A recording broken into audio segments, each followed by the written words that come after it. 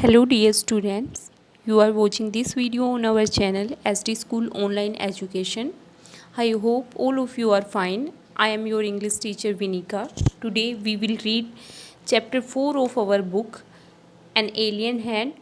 The chapter name is The Cop and the Anthem. Cop means police या सिपाही जिसे policeman कहते हैं हम, एंड द एंथम मतलब उसका राग अलापना या गान गाना. Before you read, have you ever found yourself in a situation in which what happened was the opposite of what you expected.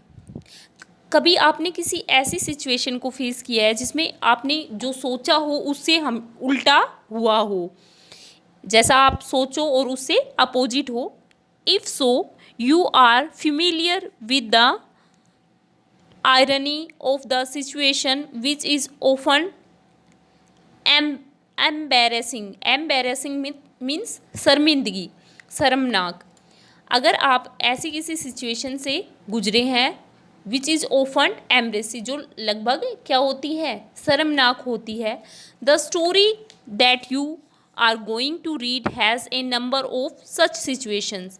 ये कहानी जो आप पढ़ने जा रहे हैं इसमें इसी प्रकार की सिचुएशंस दिखाई गई हैं, इसी प्रकार की परिस्थितियाँ दिखाई गई है. सोपी is a homeless jobless man.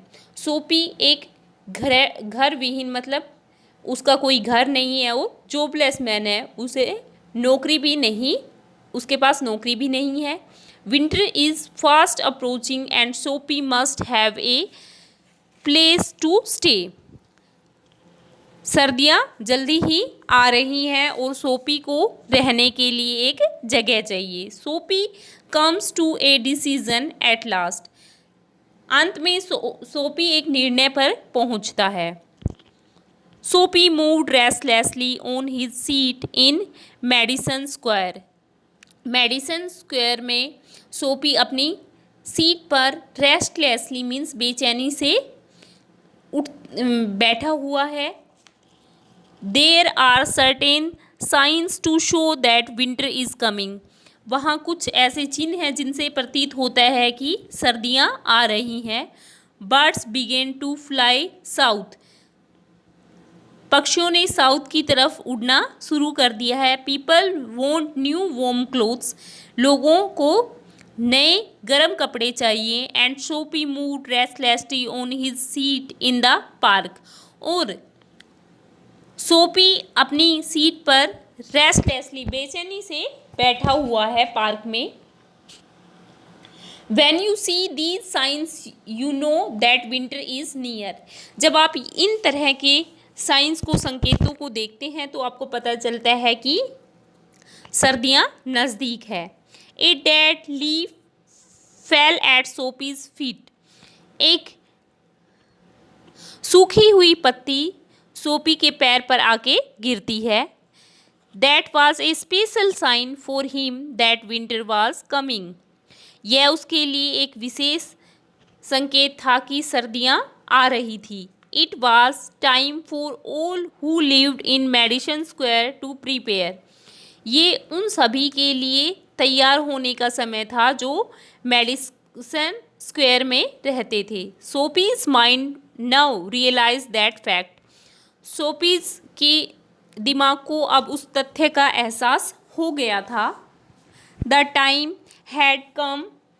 समय आ गया था. He had to find some way to take care of himself during the cold weather. उसे सर्दी के दौरान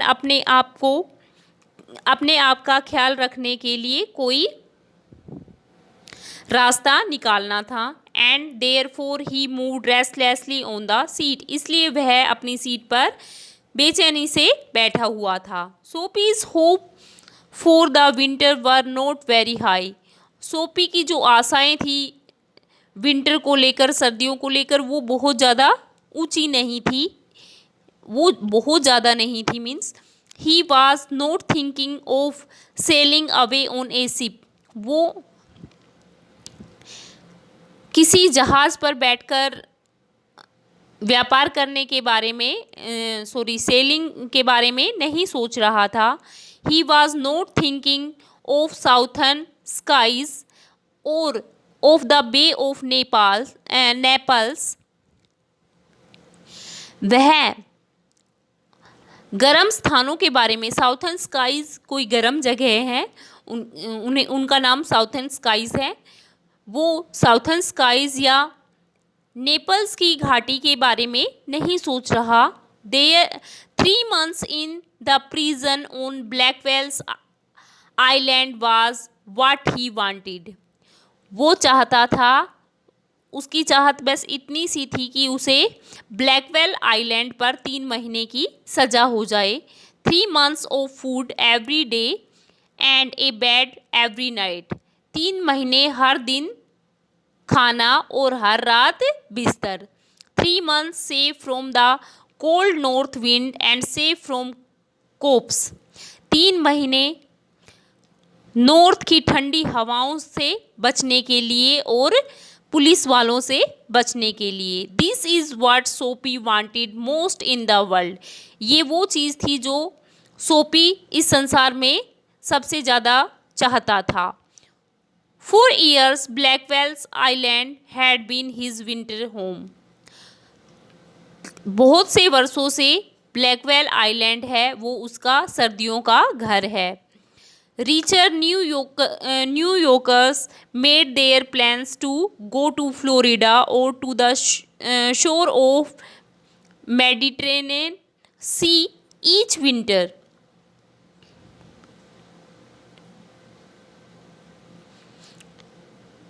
जो अमीर न्यूयॉर्क में रहने वाले लोग थे वो सर्दियों में फ्लोरिडा या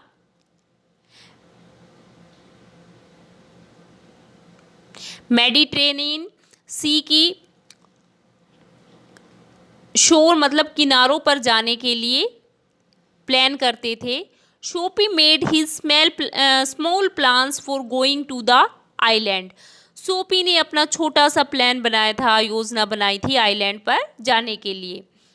and now the time had come, और अब समय आ चुका था। There 3 big newspapers, some under his coat and some over his legs, had not kept him warm during the night in the park.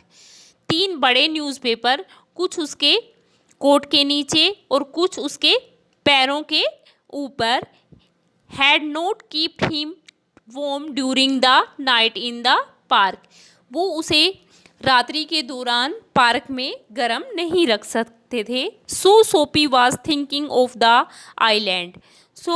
इसलिए सोपी आइलैंड के बारे में सोच रहा था। There were places in the city where he could go and ask for food and a bed. शहर में ऐसी जगह भी थी जहाँ वो भोजन और बिस्तर के लिए पूछ सकता था। These would be given to him, ये उसे दी जा सकती थी। He could move from one building to another, उसे एक बिल्डिंग से दूसरी बिल्डिंग में घूमना पड़ सकता था। And he would be taken care of through the winter, और इस प्रकार वह विंटर में सर्दियों में अपना ख्याल रख सकता था। But he like Blackwell island better, लेकिन उसे ब्लैकवेल आइलैंड ज़्यादा अच्छा लगता था। Shopee spirit was proud, Shopee की आत्मा थी, स्पिरिट थी, वो थोड़ी प्राउडी टाइप की थी, घमंडी थी। If he went to any of these places there were certain things he had to do, अगर वह इनमें से किसी जगह पर जाता तो ऐसी कुछ चीज़ें थी जो उसे करनी पड़ती। इन वन वे और another he would have to pay for what they gave him, किसी न किसी तरीके से उसे उन लोगों को जो वो उसे कुछ दे रहे थे उनके बदले में पे करना पड़ता, अदा करने पड़ता, या तो वो काम करता या पैसे अदा करता। They would not ask him for money, वो उसे